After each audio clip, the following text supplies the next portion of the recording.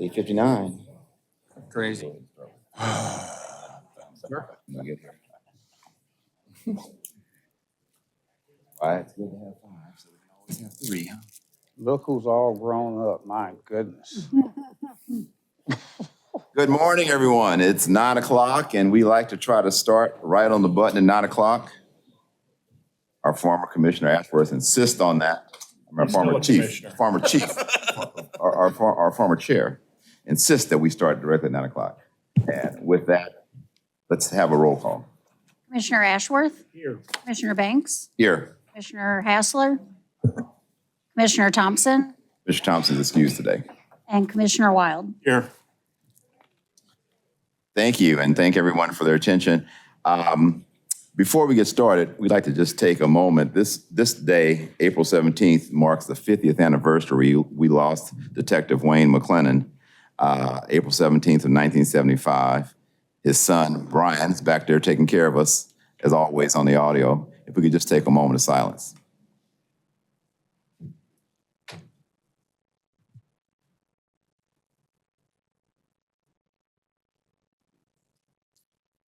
Thank you, and thanks, Brian, for your families, your sacrifice.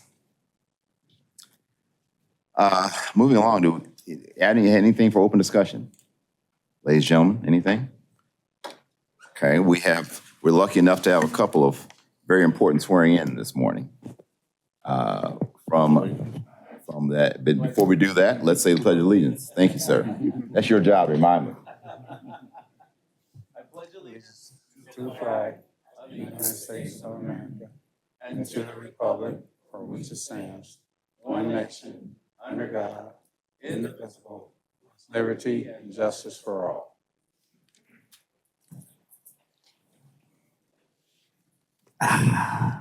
And Commissioner, yeah, let's say that. Yeah, we want to make sure the record reflects that Commissioner Hassler is here. Thank you. I was about to say before I was reminded, I forgot the pledge. Thank you. That's his job as vice chair is remind me of that, as I did Brian. But as I said, we have a couple of important deputization oaths this morning for the folks from the airport. We'll start with Jacob Christensen. We're going to do them separate. Yes. Come on, Jack. Go second, Chief. Morning, Jacob. Raise your right hand. We're going to swear you in. Repeat after me. I, Jacob Christensen, do solemnly swear that I am a citizen of the United States and a resident of the state of Missouri, that I will support the Constitution and laws of the United States, the state of Missouri, and the charter and ordinances of St. Louis County. That I will faithfully adhere to the regulations provided in the rules and procedures for deputization as adopted by St. Louis County. And that I will faithfully demean myself as a deputized officer of St. Louis County Police. So help me God. Now, as a deputized officer of St. Louis County, you're restricted to the protection and persons and property at Lambert St. Louis International Airport. That's your understanding? Yes, sir. All right. Thank you and congratulations.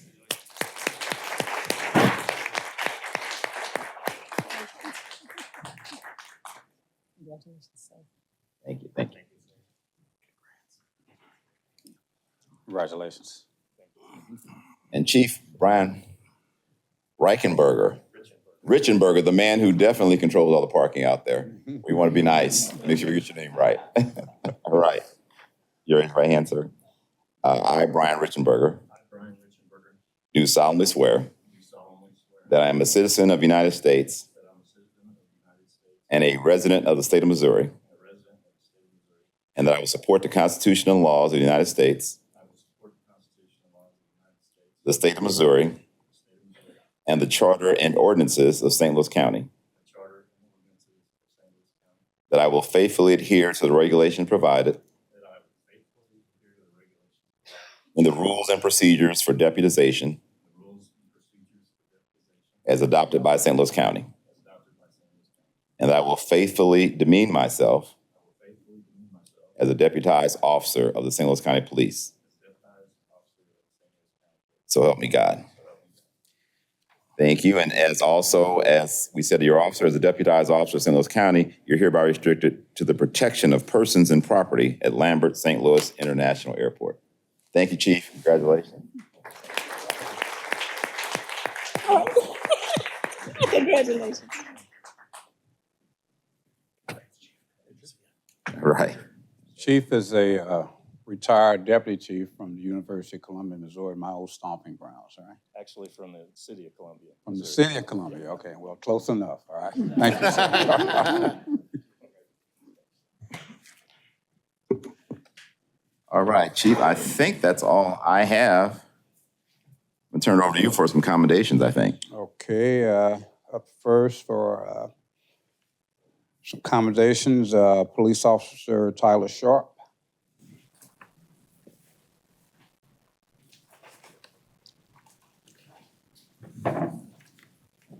Where you at, Tyler? That's you. Police Officer Patrick McDonald. Pat. And Police Officer Lucas Keith.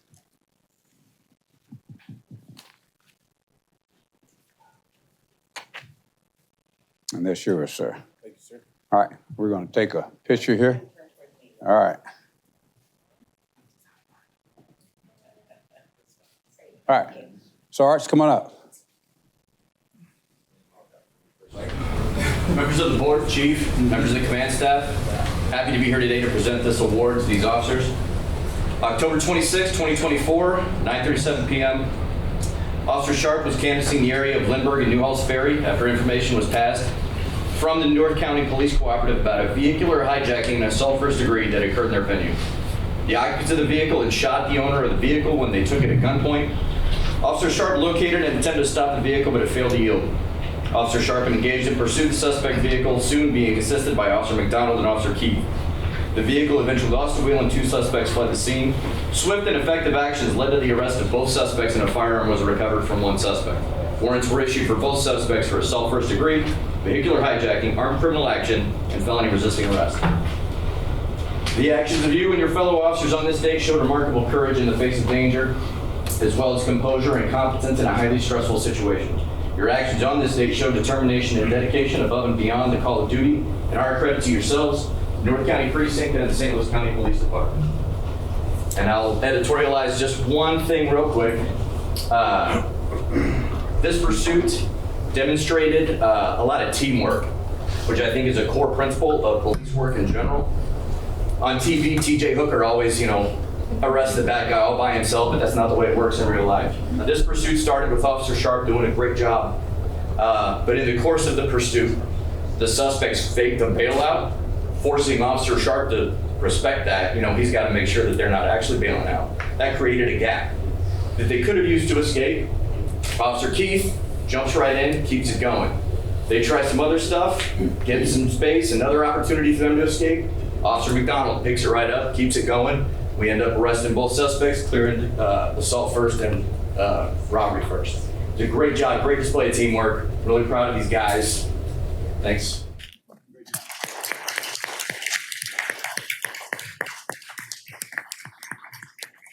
Good job. Good job, man. Thank you. See you again. Well done, sir. Thank you. Thank you. Come on over here, guys. Hey, No worries. Wait anymore. Sharp, you got anybody here with you want to recognize? My wife's back here. Where is she at? Want to stand up? Let me give you a hand. Mac, you got anybody? So I got my wife right here. Father-in-law, mother-in-law, and grandma-in-law. Great, stand up, guys. You got with you, Steve. I have my mother and my sister. Stand up now. Yeah, great work, guys. Appreciate it. Very Okay. good. Very good. Thank you. Thank you. Thank you. All right. Tell the sergeant he may update his reference. That T.J. Hooker reference probably went over the head. Yeah. Half the folks in the room don't know who you're talking about. Patrick, I could have just had you stay up here. Come on back up, okay? Yeah, sure, you've been a busybody, huh, man? And who else? Lou Isringhouse. Congrats, that's yours. You guys put me in the middle here, okay?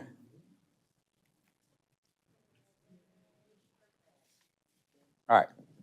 Lieutenant? Thanks, Chief. Chief, members of the board, ladies and gentlemen, I'd like to draw your attention to an incident that occurred in the North County Precinct on April 14th, 2024, involving these officers.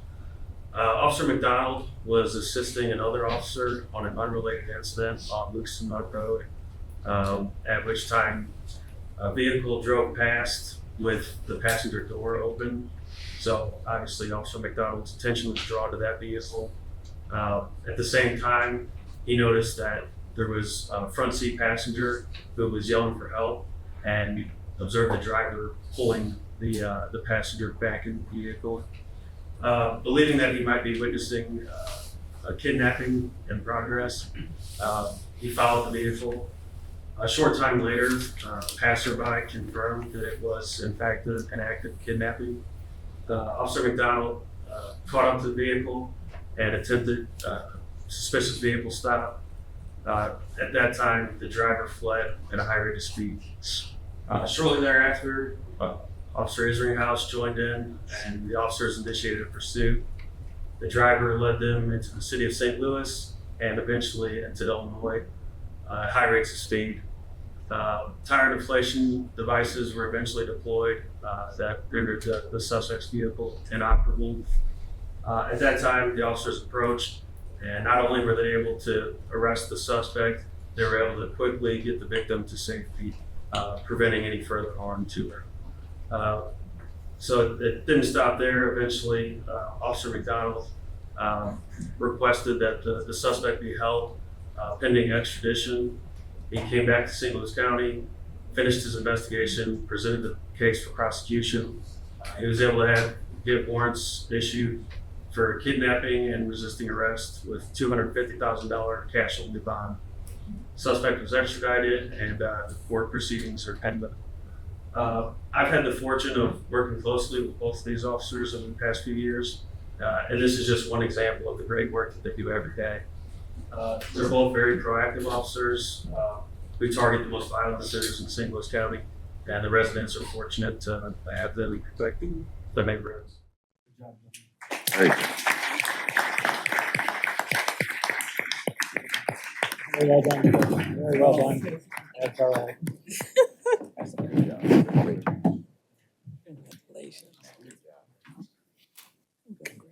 Good to see you. How you doing, sir? Good. Hey, Matt, come on back. You got to introduce family again, man. Who's here with you again? Thank you all for being here. My mother, my beautiful girlfriend, and her mother, my brother, my sister. Where's the brother at? Brother, stand up. Over here. Brother, sister-in-law, and my aunt. Okay. Thank you guys for being here.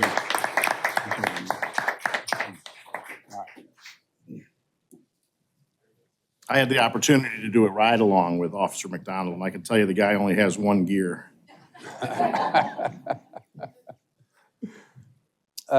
Next up, some promotions. Ms. Veronica Claiborne. Veronica's being promoted from Deputy Director of Communications to Director of Communications. Absolutely. Congratulations.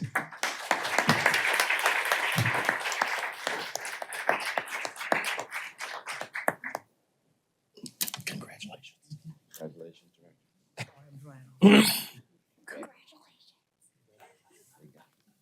No, it's been, I can probably date myself for sure. I probably can't date myself.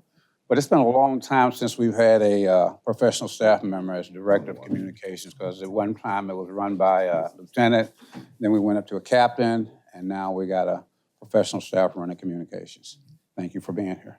Got anybody here with you? I do. My mother, Sylvia, and Beautiful. And of course, I have people out at Sparrow Communications. Oh, I see those guys right there. Thank you. Another promotion, Mr. Eric. Thank you. Say it again. Good Irishman. Eric's being promoted to Deputy Director, Municipal Service and Contracts Administrator, coming from IT, right? Yes, All right, IT. thank you. Good. Over there. Yeah, just over there. Yeah. How you doing? Congratulations, Eric. Ooh. Eric, who's here with you? Where they at? Stand, please. There they are. Thank you all for being here. Thank you, guys. I think that is it, sir. You said you had a couple of folks to introduce. I'm sorry.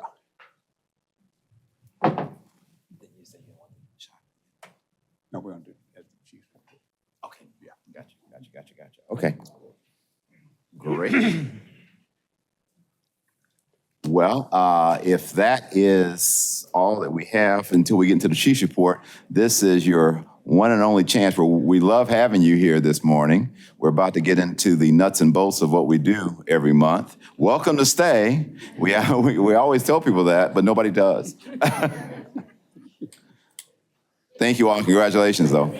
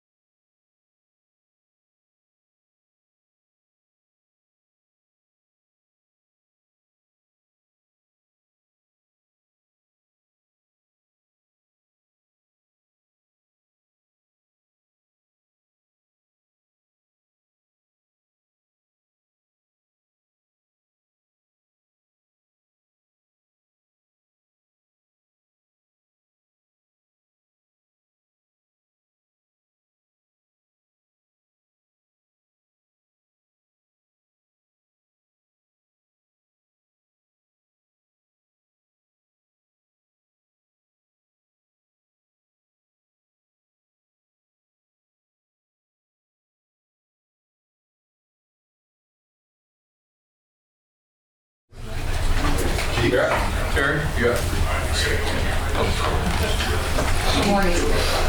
Morning. All right, I'm going to start off by saying we're about 2.7 million in the hole, in the red. Yeah, I know. That's better than last time because I added a few more accounts. I added a couple operational accounts that we had surpluses in, and I added medical. Now, that's all I can keep saying. I feel like I'm going to keep saying at this time. At this time, it looks great. It can change. The rates go up in October, so we'll see. Okay, and then you probably noticed, if you haven't, that we're already over budget in the retirement payouts. I have budgeted $800,000, which is what we do every year because we know we have surpluses that are going to cover it. And we're about $970,000.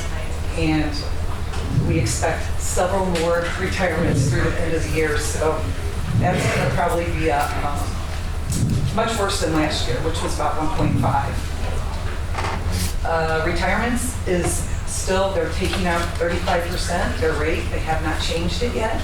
So I'm thinking a shortage, but I really believe that we'll change it. They just haven't gotten back to me. Usually it's about summer months, June or so, that I find out that the actuary goes in and looks, and then again in the fall. Let's see. The overtime hours have increased every month, so I increased that deficit because we are going into summer and we know that summer months are usually high as well. And then we have the cutoff of taking vacation and that everybody has to get down to their 480 hours, so I'm kind of anticipating the whole year being a little rough. Clothing and apparel is showing a little bit of a shortage. It's right now. It could slow down. It's we have big body armor order, and then more recruits and things like that. So I guess we'll just have to see like next recruit class how many we have and that kind of thing. But usually we run maybe a little bit over, but we have other accounts that help out in that strength. And then telephone, I'm showing a surplus, and that is really the big ones. Do you have any questions on those? Okay. And then there has been an additional appropriation of $250,000 for PAL that was approved by council. It's not in our budget yet. And then ARPA funds, we have spent $22,586,000. We've submitted half of that, $11,293,000, and we've been reimbursed $10,018,388. So they're reimbursing a little quicker now. That's all I have. Any questions? Regarding the PAL contribution, they did mention in the meeting that they'd like to put that in our budgets going forward instead of doing it as a line item. Instead of just a one item? Correct. And I'd also like to appreciate the council for their commentary at that meeting regarding the Police Athletic League and our 3 officers involved. There was a member of the public that spoke adamantly against it. And it was just great to see our elected representatives understand the importance of what the Police Athletic League does. So I thank particularly Councilwoman Shalonda Webb and others for their support of our department. Commissioner, was the citizen who spoke against it from a financial standpoint or against it from its impact standpoint? It's an individual that speaks every week at the council meeting, and she, I'll leave it at that. It's great that we all have an opportunity to express our opinions in public. That's it? Thank you. Thank you. We did have some, a little media concern in reference to that money for PAL.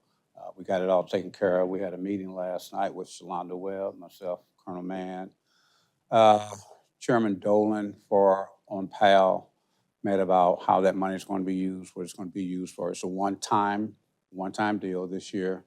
She's looking to do something with whatever's left over of what's not spent this year. So, like I said, it was a great job for what she did for PAL, and we're going to move forward with what we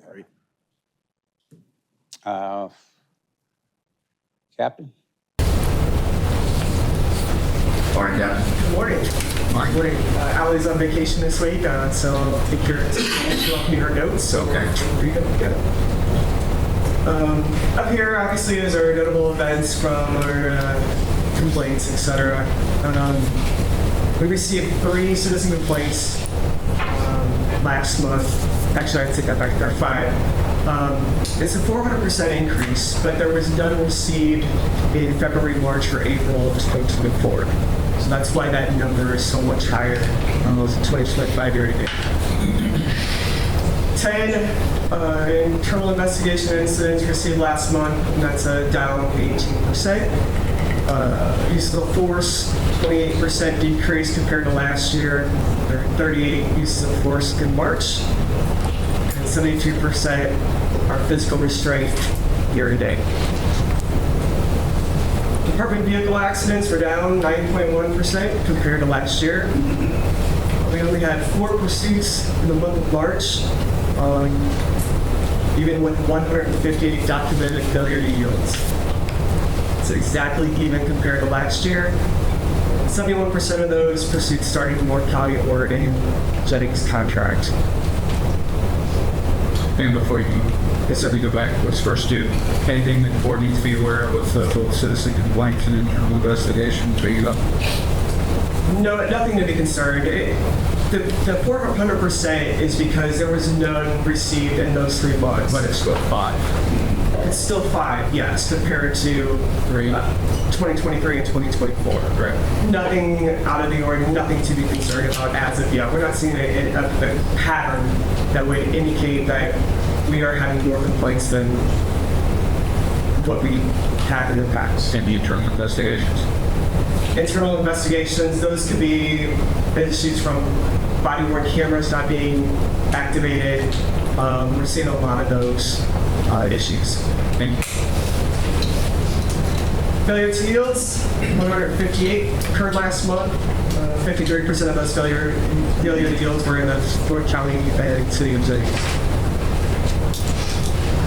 Arrests decreased by 160. Ali pulled these numbers fairly early in the month. If she would have pulled them earlier this week, it probably would, that number would have been a lot closer together once we got gun seized are up by 10, and we're up by 20 DWI arrests. Obviously, a lot of those are attributed to the highway safety event.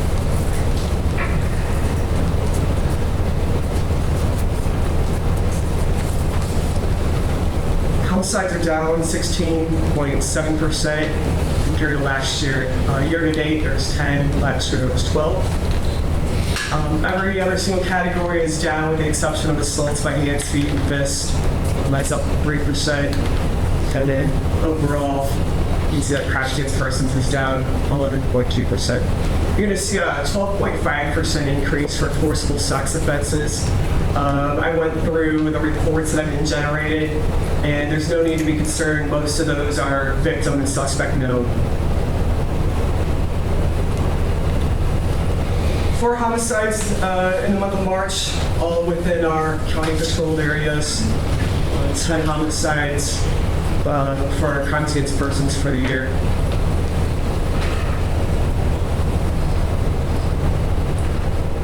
Almost all categories are down in crimes against property, with the exception of robberies, 13%. Not sure why that is higher, but that seems to be higher in St. Louis City as well as some other places around our area. Larcenies are down 12%, and then the motor vehicle thefts continue to drop, down around 35%.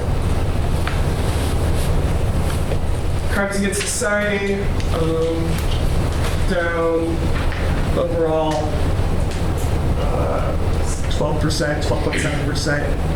And if you combine crimes against persons, crimes against property, and crimes against society, we still are seeing a decrease this year compared to this time last year. Calls for service, around the moving average, above the moving average for every precinct, I should say, and that's usually typical when our weather starts to warm up. Self-initiated, most precincts are above the moving average or just slightly below. And our top calls, directed calls, continue to be sick cases, and then top self-initiated continue to be extra patrol. That's usually the case month to month throughout the year. Traffic stop data, analyzing the traffic stop data, nobody seems to be practicing bias when making their traffic stops. Any questions for me? So, yeah, it's not a question. The report that I send out the road this week, Yes. it's not the same as this. Correct. That is a weekly crime tables. That's for the 2 week. Right. And then this is the monthly. But we didn't get the, I didn't, Okay. I got the weekly. Okay. I will send the monthly ones to you. I apologize for that. So, thank you. Thank you. Thank you.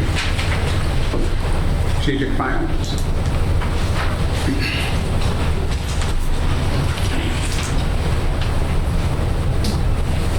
Morning. All right, so our Q1 for the strategic plan, year 3. We saw this quarter, there was no change in our completed items. It stayed the same. Our in progress, we jumped it to 59. are reoccurring went from 13 to 17, and not starting like from 16 to 22. So overall, we're looking at then progress at 5.3%, reoccurring 30.8, and not started straight to 7.3. So I just wanted to highlight the recurring activities that were completed this quarter. The HR committee and chief's office committee kind of had one that overlapped with each other. To enhance training and avoid disciplinary problems and to use the shape training and communication from referring serious organizational issues. So this was completed by the HR committee and the chief's office committee. What happened is the chief's office committee reached out to the UPS and the county counselor's office to try to identify those serious issues that we had, the lawsuits or disciplinary problems that they were seeing. So our list consists of pursuits, department vehicle accidents, workplace harassment, and body cameras. That list was then given to the HR committee. Then they then got with the academy. They got together a proposal. Dolan Group is going to do training for supervisors, sergeants, and above in the next few months on specific areas. They designed it specifically for them. Additionally, 4-hour trainings will be conducted for captains and above that relates to the risk evaluation reports. So it's one of those things that are probably the audit recurring exists. When are those scheduled, or are they scheduled? They're scheduled this month, next one, the next 2 months. But yeah, very. Thank you. Patrol committee worked to create and implement the standardized roll call training calendar. Currently, we have critical policies that are reviewed by everybody. What the patrol committee did was they got together the same day, constructional videos were provided, and those are going to be released off to review and will work during the calls. The Special Ops Committee worked to enhance multi-agency task force collaboration through innovative crime prevention strategies. BCI is currently being used in various initiatives. Crisis Intervention Unit is engaged in partnership with federal, state, local, and private sector partners to address concerns, identify threats, reoccurring fingerprinting. CIT is also working with mental health professionals to follow on OD incidents, and they're also working in conjunction with the hospitals or to provide resources to patients for their discharge, just to be that resource to make sure they're not slipping through their cracks. We had a mental health practitioner in the dispatch center guidelines. Is that person still there? Do we have any data yet on how well they're doing or not? I think they were looking at us. I can't see the specifics of that, but again, I think it's still going pretty well, just few reports. So it's being utilized so much that we want to have a second person? Yes. So, just looking forward overall, there's a few things that happened, but we're in year 3, and we're seeing a lot of overlap happening. Currently, out of the 35 assigned PSFDs to committees, there's 17 that are overlapping with each other. So they're either very similar, or we need one component for the other committee or from their component of it. So just to kind of help alleviate this, we're really making it a priority this year to meet the chairs, just to eliminate that duplicate work and to kind of help one another bounce ideas off of each other. We met a few weeks ago, and we plan to probably do it then summer again. It's nice to get fresh ideas and know like what's working for one committee, but might not have worked with one another. Some of the overlapping key activities just focus on revamping programs that involve the community, using data to improve community confidence, using technology to further develop job function and training, increasing employee retention through various initiatives, and working to enhance the wellness and community resources. So we're hoping that this year we're going to want to things that impact the department as we get through your third. Any other questions? Thank you. Thank you. Thanks. Thank you. You were up.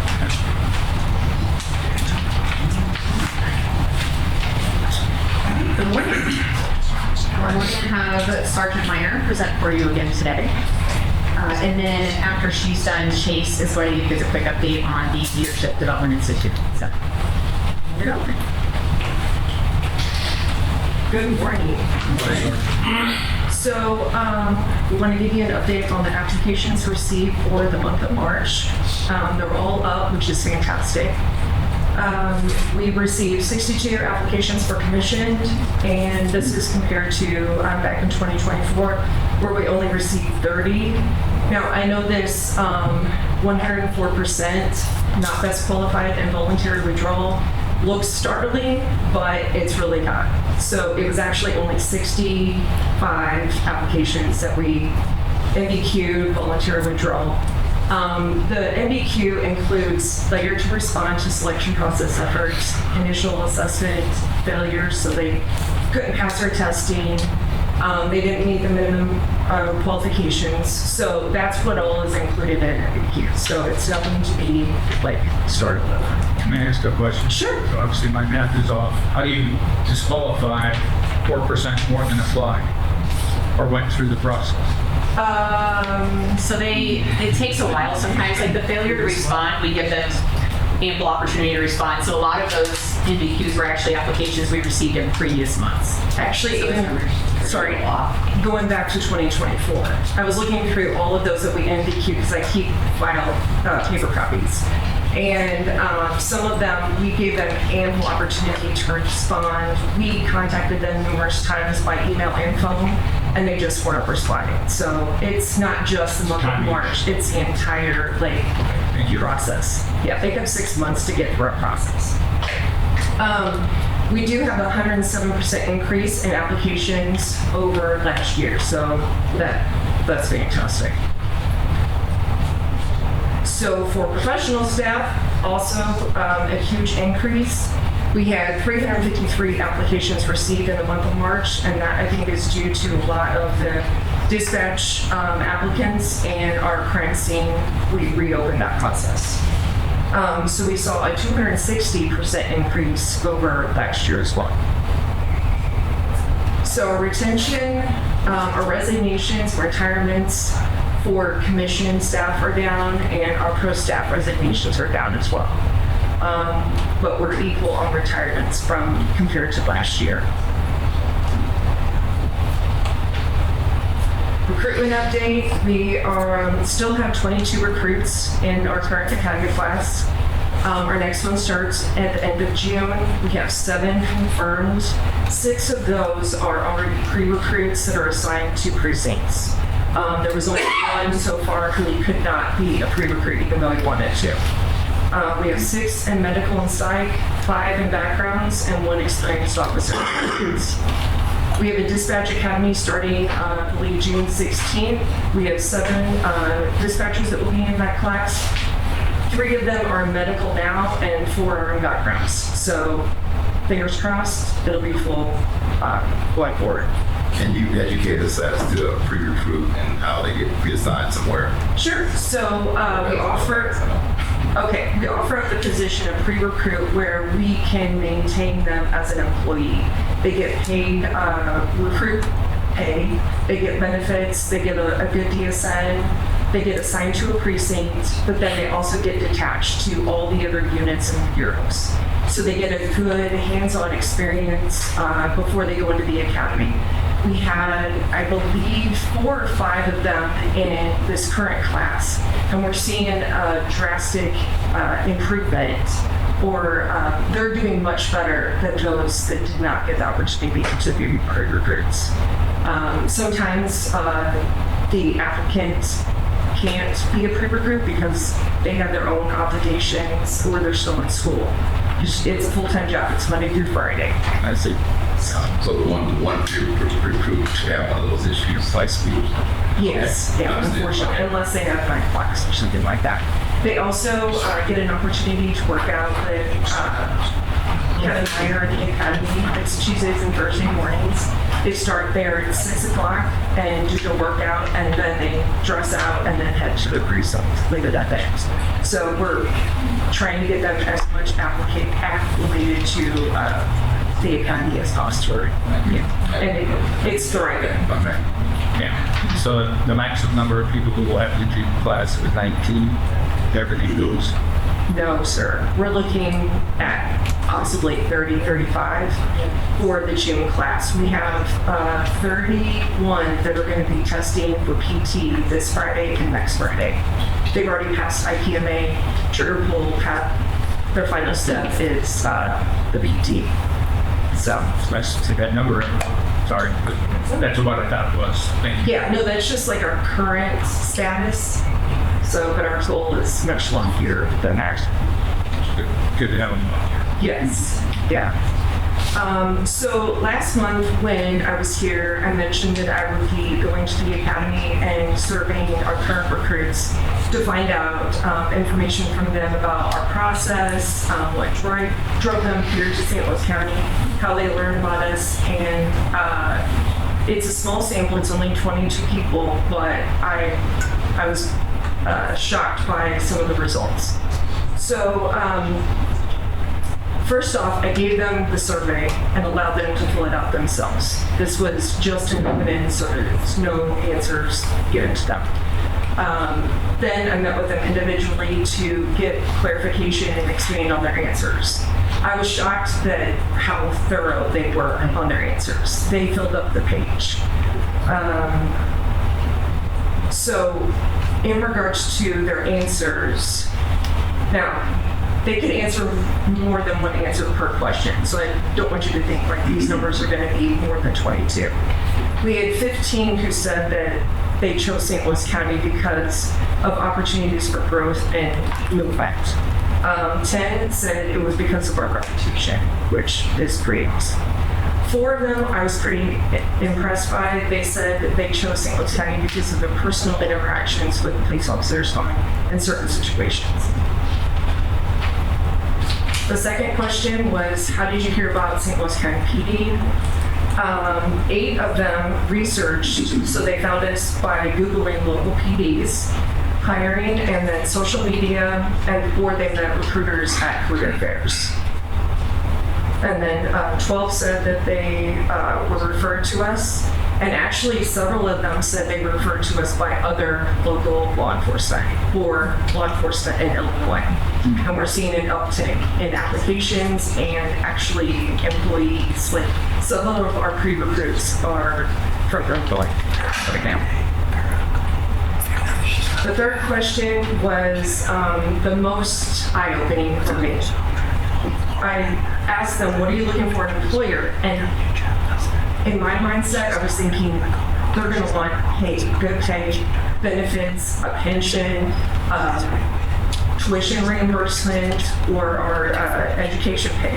That was not it. Their number one item that they're looking for is support, or that we have their backs during a line of duty incident. I was shocked.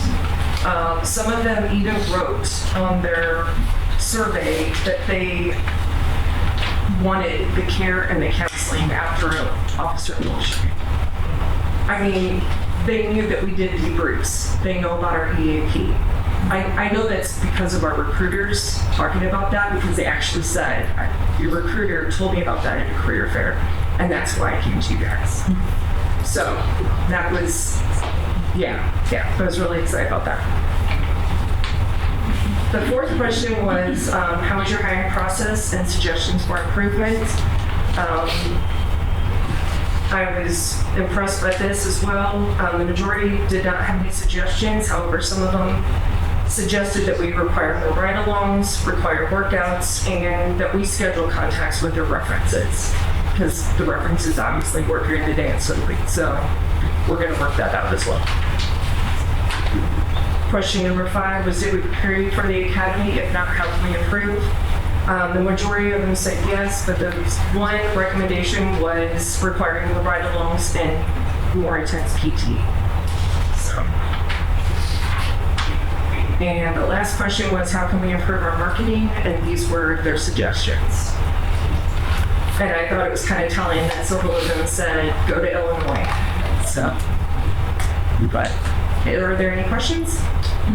Why this sudden push from Illinois? If there's something going on over there that we need to be aware of? I don't know. Honestly, I don't know. Yeah. And are we going to take them up on their offer? Oh, absolutely. Absolutely. Yeah, we have one recruiter that was just there yesterday, and she'll be there next month. But yeah, at least once a month we're in Illinois. In one of our top, so on our website, we can track what state people are in when they go to our website. We have more people from Illinois than we do St. Louis, Missouri. So it's just kind of interesting. We're doing the gyms too, like they were. Yes, so that's something that we've actually already been talking about that we need to be, doing something because that's our target, right? Sure. So we'd already talked about that kind of. Like fitness, those parts. Yes. Good morning. My name is Chase Seacrest here. I'm just going to give you a quick update on our Leadership Development Institute, which you've all been great support, and I really appreciate it, as well as our exec team. So, Leadership Development Institute, we are up and running officially. We started in January with our spring 2025 sessions. So what we're doing is kind of like almost like semesters. We're putting them in like a 5-6 month block. And the first time we opened it, we really didn't want to put any caveats to who could apply, just anyone who was interested in these leadership opportunities. It would be great to insight the courses and trainings. So very pleased to see we had 141 participants in the first day, which was more than I expected. So because I put a lot of tasks and giving me a lot of opportunities to create things here for us. So what we did, it's a great representation of our department as far as diversity. We have quite a few different ranks, professional staff represented in this group. So what we've done is we've kind of broken them into different, what we call cohorts. So we have 8 different cohorts here, depending on the rank, professional status, the current role. So we can make sure we're offering them the appropriate training where they are in their careers. So right here, just to give you a little bit of a structure of how it's working. So again, we're offering it kind of in a semester block. My goal is to have it continue as long as we can keep it up and running, and every opportunity that comes around, they'll be able to continue to engage in some of our speakers that are coming. And so if they were in this course, they will be graduating in June. But we still like to offer them some leadership training. Obviously, it's always evolving there. So how it works currently is we start each session with a kickoff introductory to what leadership is and what different tools there. We have a program that we've been using that we developed a platform so they can log in and see what their course schedule looks like. Yeah, they're also able to collaborate with other members of our cohort. So sergeants can have their own private secure site where they can communicate, talk through different things or scenarios that are coming up, and find some leadership material that's really specifically designed to them. So beyond that, they'll have 3 leadership training courses. So we're bringing in different instructors from around the nation. Excuse me. I'd say it's a mix. Half of them do have, police experience, and others are just like our private sector leadership development trainers. So individuals coming from Kentucky, New Jersey, California that have come in, and they've all had great things to say about our department, which is also really exciting. And kind of pat ourselves on the back. This is a very unique program that we're running. Quite a few different police departments have, training through academies, things which is excellent. Here we've kind of created our own little institution, right? We're just selling it only on the leadership opportunities. So beyond the 3 courses, they are taking a Hogan personality assessment. I'm sure, are you familiar with that? Yes. So it's a great tool, and Hogan is particularly neat because it is very leadership focused. So they're able to it takes about an hour to complete. It has 3 different sections in yours assessment, and they get a lot of information on really kind of where their strengths are, where I like to call them overuse strengths, so some potential challenges that they may kind of arise in their day-to-day, just need to be aware of it, and opportunities to address those, as well as what are their motives, their career values, what they're looking for in their work environment. It's really good for them to know, and hopefully they can take them back to their different work elements and work with their teams to understand what's kind of driving us, and really understand what's motivating each other. On top of that, we're plugging in a few different opportunities, suggested leadership books, podcasts, things like that. Plugged into this program. Then live, which is a quick graduation, and gym. And the program will be up and running again in August, hopefully with a new group of interested participants. Any questions on leadership development? How do we evaluate success of the program? Yes. Are people who invest time? How do we know that we're giving them something that they use? How do we evaluate success? That's a great question. So right now we're relying mostly on the feedback. We will be doing a survey.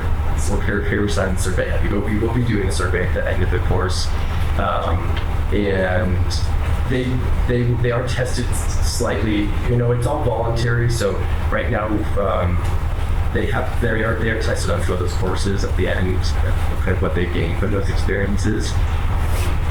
But overall, that's something I really would like to develop as we go, kind of create an idea of a baseline of where they are.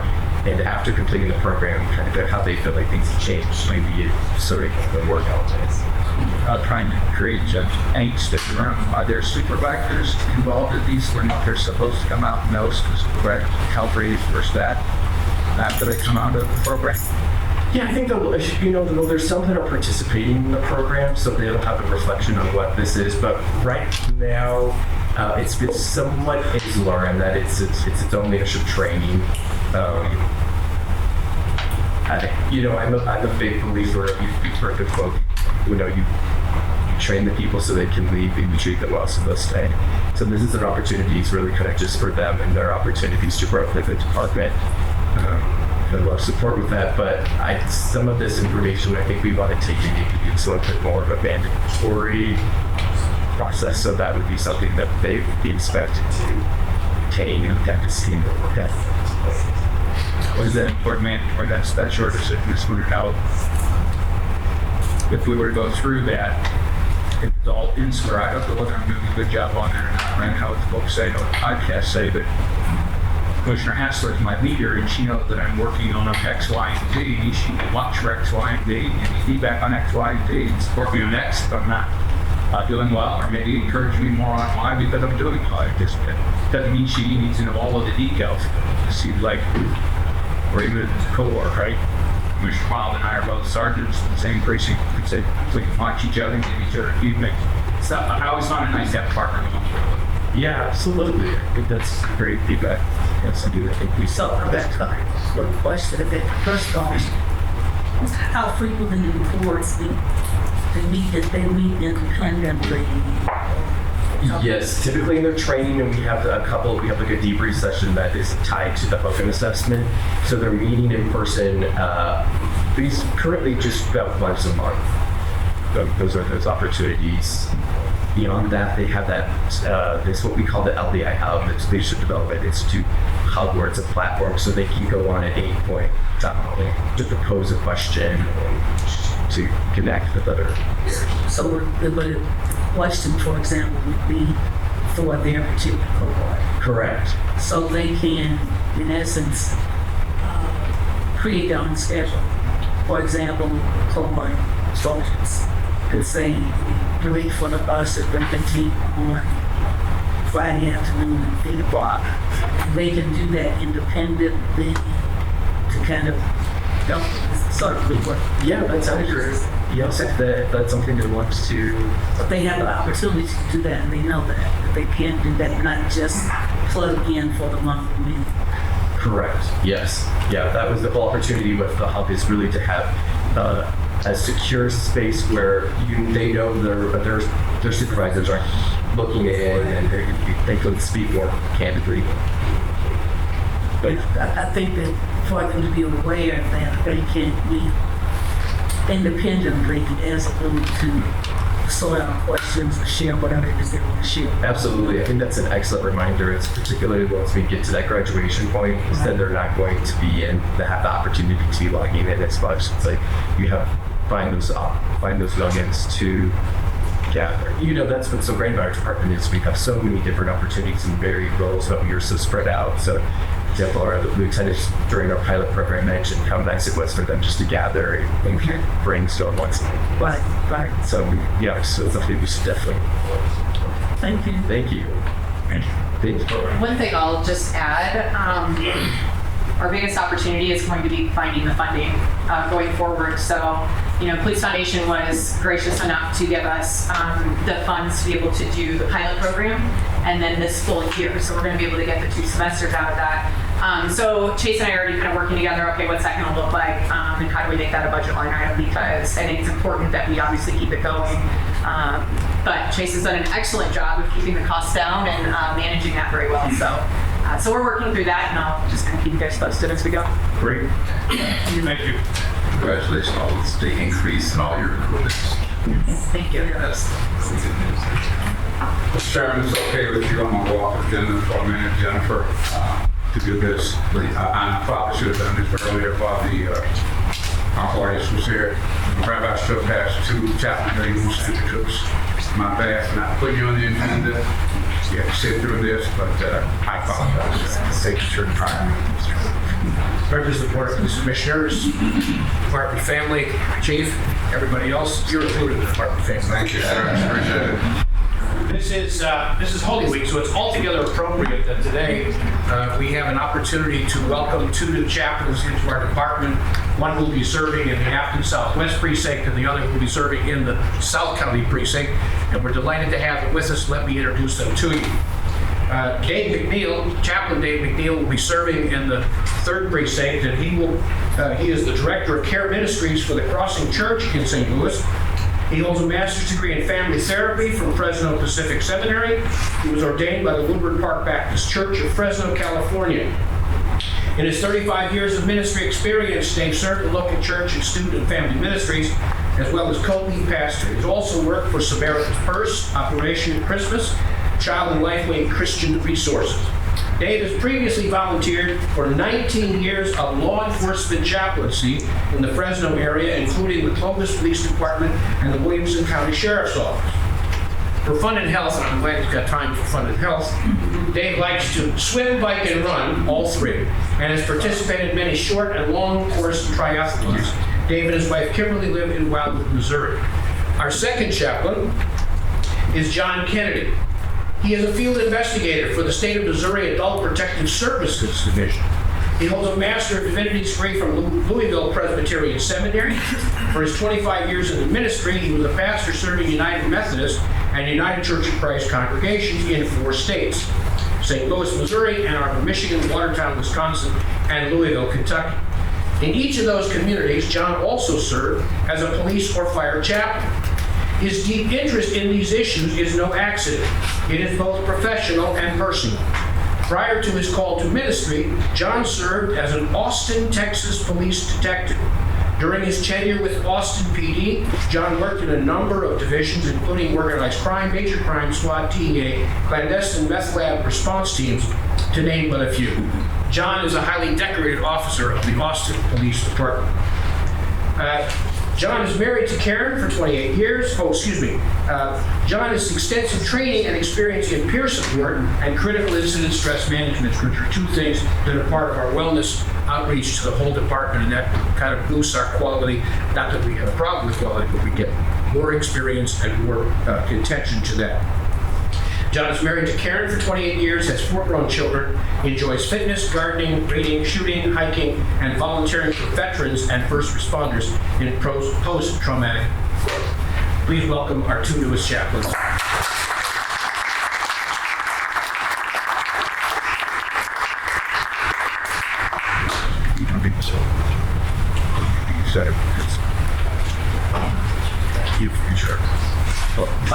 Thank you. Thanks, Raphael. Well done. Somewhat. As a pretty certified. Rabbi?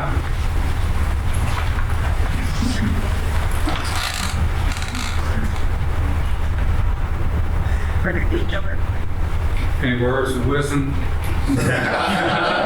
Grateful to be here to serve, so thank you. Thank you for, it's an honor. Appreciate it. We send you guys around. Take care.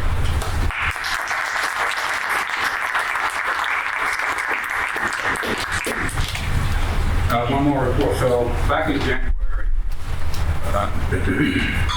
we redirected our SRU unit with their obligations to the non-employees. Back to where they should have been, where they were when we first established SRU. Through the taskmasking work of our deputy chief, Lieutenant Snyder, get back doing what we were using, and that is supporting our precinct. With the responsibilities when they're needed to assist U.S. Marshals, they have been doing quite a bit of, but for the most part now, all of the part now, get back in the precincts. So we want to give you a quarterly update as to where they are. Zach? Yes, sir. Sorry, Lieutenant.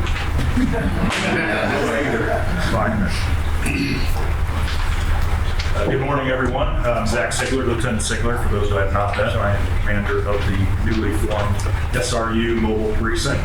Kind of what I want to talk about today is the vision of this new unit and the goals that have been set by the chief, the deputy chief, and Lieutenant Colonel Snyder, how we're accomplishing those goals and what we're going to be doing in the future. So, as the chief said, we kind of like to refer this as a customer service model per unit to the precincts themselves. So the first task that we've been assigned is focusing on the unincorporated precincts. We're not going to leave the contracted precincts out. I'll get to that part, but our focus so far for the first 4 months has been the unincorporated precincts. So the first task has been getting the officers in the 1st, the 2nd, the 3rd, the 4th, the 5th, and the 7th precincts through this pistol transition. As you know, we're switching over to a new pistol this year, and it requires a lot of training. So the officers have to go through a 3-day training for this, which means there's a lot of scheduling conflicts and things like that. So we've gotten together with the academy, with the commanders, and we think we came up with what would be the most efficient way to get all these officers through. So starting in March, we started with the 1st precinct, and we're just going to go numerically on up. The precincts will schedule with the academy their officers, and then the mobile precinct will come in and cover those beats. So those officers can focus on their training for those 3 days, and we'll come in Monday and Tuesday while they're there. And then it gets a little bit complicated, but then the next shift comes in on weekends. So let me just explain how we have this unit set up. So we are slated for 20 officers. We currently have one opening. We're at 19 officers. We have one officer that's in here, so we're operating with 18 officers.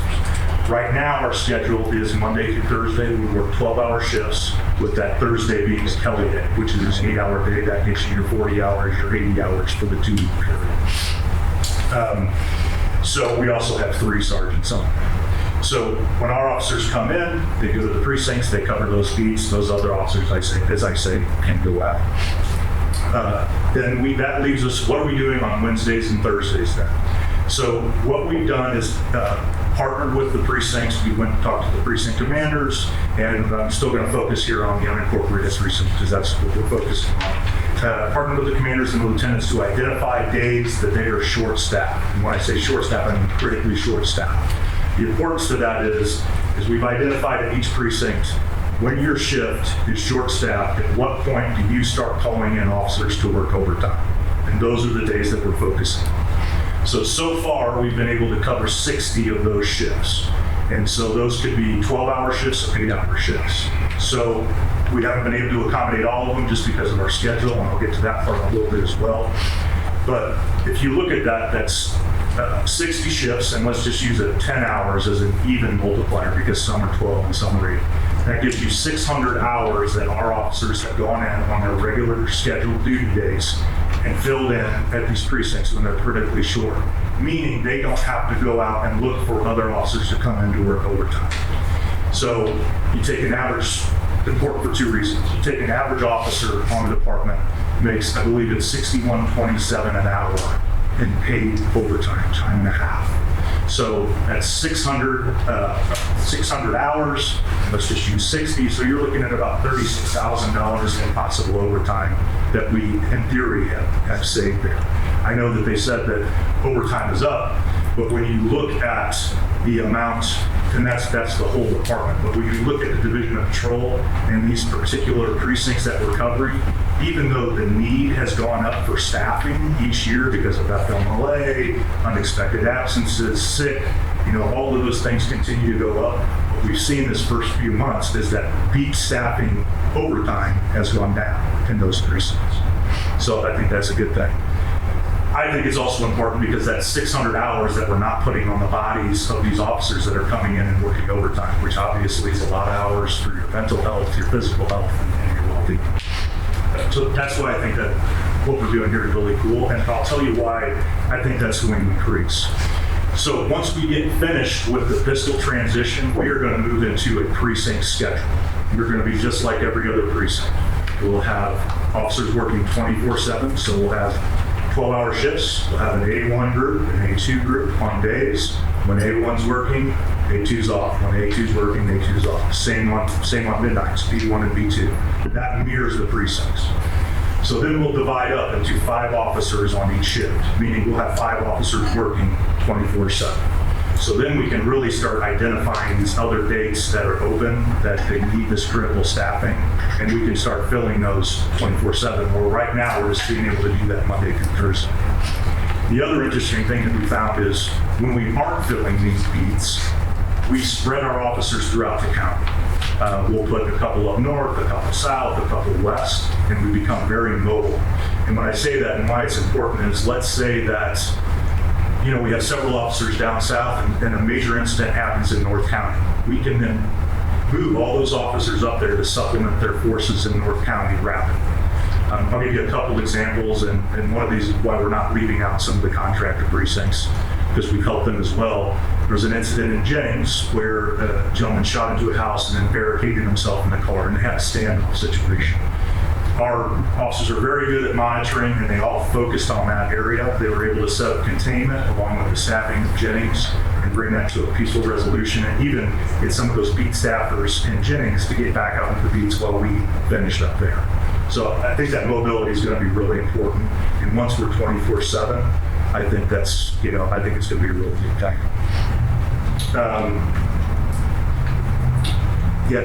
The last thing I wanted to mention was just a couple other examples that we've done as far as arrests. I think our arrests have changed a little bit from the former SRU. The former SRU, and maybe Captain Morgan can attest to them a little bit. They were focused on violent offenders and they focused on one person. We're still able to make a lot of these good arrests, but they're directly what's affecting the precincts at that time, because we're making the arrests from beat staffing and we're making the arrests from flooding these areas and responding to the issues that they're having in the precincts.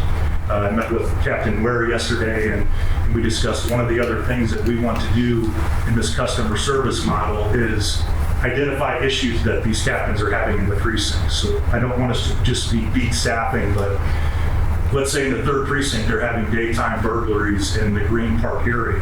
Well, then if I don't have officers working beats, I can then supplement their forces while they're answering calls with my officers who will be able to be mobile and can control.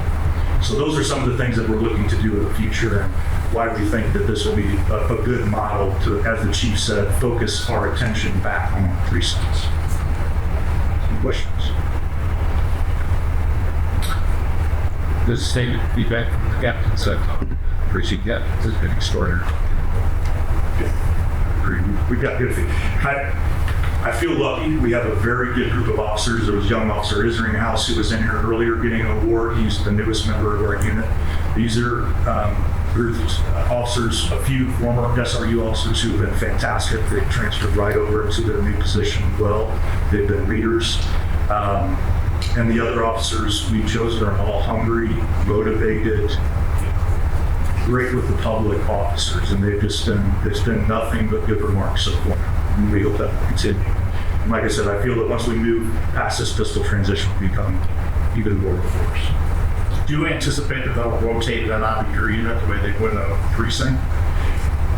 I think so. What we would kind of like for this unit to be is kind of and what it has been so far is a breeding ground for leaders on the department. We have several that are getting ready to take the sergeant, whenever the next sergeant steps. We have several that are preparing to do that. We have one officer that went to K-9. We have officers. I've told them, I want you to focus on what you're doing here, but I want you to, I want them to do what they want to on the department. They're not going to hurt my feelings if they want to try out for tactical operations or they want to be a detective. So I think it's going to be a great experience, and I think there's going to be people going out. One of the benefits to them is, for me, when I was in patrol, I was stuck I wasn't stuck. It's my favorite precinct. I should say that. I was in the 4th precinct for a very long time until I became a supervisor and I moved to the North County precinct. I had never worked in the North County precinct. And later I moved to the 2nd precinct as a supervisor there. I had never worked in the 2nd precinct. These officers are working in every single precinct. And I have explained to them explicitly from the beginning, it's like, you will go in, you will report to roll calls, you will identify yourself to the captains, to the sergeants, let them know that you were there, you're not just in the area, that you are there to help. And that also helps you because you're getting your face out there. You know, if you've got a commander making decisions on promotions and who's going into new units, they may never have met these people before. But these officers now are being able to go everywhere, meet the commanders, meet the captains, meet the people that will possibly be making the decisions on they're going to get to their units in the future weeks. So that's why I think we'll be able to have quite good mobility in and out. I think it's a great idea in terms of leadership opportunity for the officers to really take job from precincts and, learn how it all works. We have a very diverse county, and you sometimes get stuck in where you're at, but at some point you're going to move. And these officers now are working in, every socioeconomic area in St. Louis County, every group, they're getting that experience where they would just be one. So that's kind of what Lieutenant Colonel and I believe that this will be a great breeding ground for future leaders and, detectives and things along like that. Well, congratulations. I know with every change, there's always some discomfort that came when we were moving the SRU, this mobile unit. I know that Deputy Chief and Lieutenant Colonel Snyder worked on this, and it sounds like it's working very well. So far, so good. Yes, sir. Congratulations. Let us know what we can do to help. Yes, sir. Thank you. Thanks, sir. Was it the leadership of the fourth that you had? I believe it was. That's all you have, sir? Okay. We'll speak to the board here. In your packet, you should have had the February 26th minutes. I'd ask for approval of those minutes unless there's some changes. So moved. Second. All in favor? Aye. Any opposed? Okay. Minutes approved from February 26, 2025.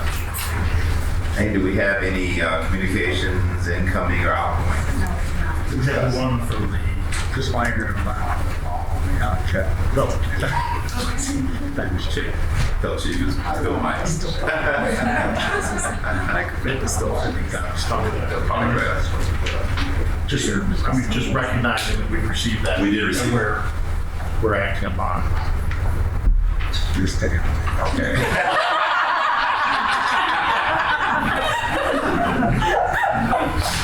Okay. Leave that back there. Okay, we'll delete that. Under new business in our packets, we have several police service agreements, a letter A through O. Is there a motion that we approve these service agreements, A through So moved. All in favor of approval of the service agreements? Aye. Any opposed? Okay. We have a general order in front of us. Hello. Yeah. You make sure that's the St. Louis Care Program is a brand new general order. Okay, brand new. Brand new general order. Got send out thanks to Lieutenant McGuire and Captain Shelby who were introduced to this program, and kind of came to Lieutenant McGuire came to executive command staff and explained the program, and executive command staff said yes, we'll be involved, and then Marissa did a great job developing this general order. So the St. Louis Care Program. It is for victims and witnesses that may have seen a traumatic event, maybe a homicide, rape, or assault, where we refer the department and police officers refer that individual to the school. The school's notified that the student was witness or a victim of a traumatic event, and please handle with care. The school is does not know the circumstances, but they're aware that some behavioral changes may take place. And they can offer resources and get that family invited. Does the family have to agree to that? It is discussed with the family, and yes, they should be aware of that. They would be aware of that, yes. And the only officials that are notified are your principals and your officers head of teacher. So it sounds like this program exists in other departments around them. Do you have a feel for the success rate of it, or how many? Right. Wait, but anything that indicates, is this enough? Do we need more? This is a fairly new program. It started in Lindley County. St. Louis City just got their program up and going. We are only one of the few departments in the state of Missouri that are part of this. I've been in contact with Lisa Cox, who is our region's partnership with the Animal Care Program. So she emailed me, heard that we were getting involved in this, wanted to see our order, said the city was involved, requested all the school districts that we cover. She invited them right to finding available for flyers and brochures and things like that. So this is a fairly new program within the state. So what the measurement for success would be scaffolding. You don't get about that. I was just going to say that, since I have background in schools, I think this is a fantastic program and fantastic opportunity to support lots of kids that go unseen, unnoticed, and the discipline that they're suffering that's really going on. And the confidentiality comes of the school leadership and the collaboration with our department is, I think it's going, I'm sure, whatever it does, it's going to be better than what exists. So. Absolutely, and hopefully, the student is displaying behavioral problems. Look at the help they need and turn their direction from a negative into a positive, especially as they progress through society and grow. Yes. Thank you for it. I think this is spectacular. Any other questions? Okay. Is there a motion to approve General Order 25, which way Animal Care Program? I move that the General Order 25-128 Animal Care Program. Second. All in favor? Aye. Opposed? General Order is approved. Thank you. Yeah. Anything for the public forum? No. Okay. The Board of Police Commissioners may vote to go into closed meeting for legal advice and review of claims and lawsuits filed in the Department. Section 610.0211 RSMO and Section 114.020.11 SL CRO and Section 610.021 19A and B RSMO and Sections 114.0201.121 and 23 of SLCRO.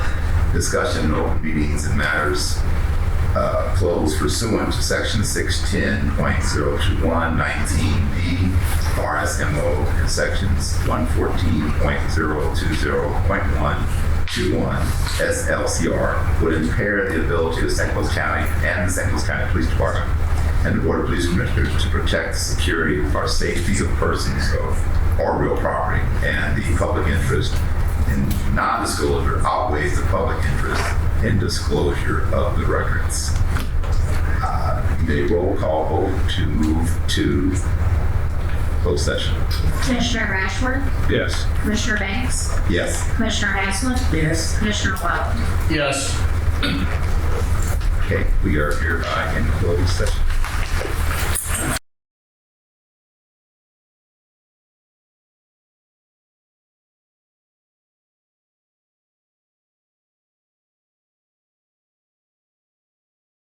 We are back from closed session to open session. There was only one vote taken in closed, and that was to return to open session.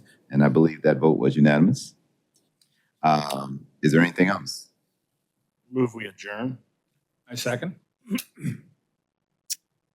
Commissioner Ashworth, Yes. Commissioner Banks, Yes. Commissioner Hassler, Yes. Commissioner Wild. Yes. Thank you. Thanks.